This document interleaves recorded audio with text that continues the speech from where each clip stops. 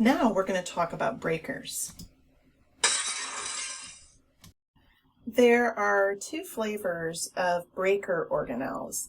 There are lysosomes, and what the lysosomes do is they break down broken and worn out parts of cells so that the pieces can be recycled and used to sort of make new ones. And they also engulf old organelles and digest them. And then they leave the digested components in the cytoplasm to be used as building blocks for other structures. So how do they do this? Well, they're basically almost like vesicles filled with enzymes.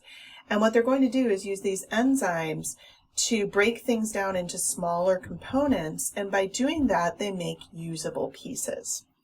Plant cells do not have lysosomes, and instead they have something different called a vacuole. And while your cells have vacuoles too, plant cells have this huge central vacuole that takes care of a lot of these digestive processes. It does it in a similar way where there are a lot of enzymes within the vacuole to break things down. In addition, this vacuole can hold extra fluid in it, which will help the plant to maintain pressure against the cell wall and avoid shriveling when it doesn't have water. The peroxisomes are a similar breaker in a way. They're also a vesicle filled with enzymes. Inside the peroxisomes, we have an enzyme in specific that breaks down hydrogen peroxide. Hydrogen peroxide is a toxin. So peroxisomes are known for neutralizing toxins. They also are involved in metabolism of long-chain fatty acids. That means breaking those down. And they help a little bit with energy production.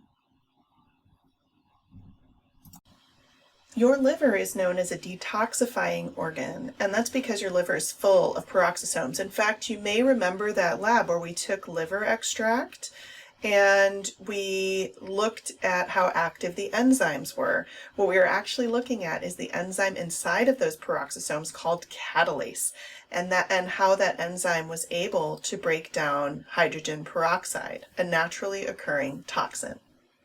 Plant peroxisomes are even a little more specialized than the animal ones. They have some that are called glyoxomes, which are specialized, and they're basically used for converting some stored fats into sugars that those plants are going to then use later to make energy. Bacterial cells have something called inclusions, and sometimes these are like vesicles, and sometimes these are like a vacuole, where they're used to break things down. So let's again review who has what. We have animal cells, plant cells, and bacteria cells.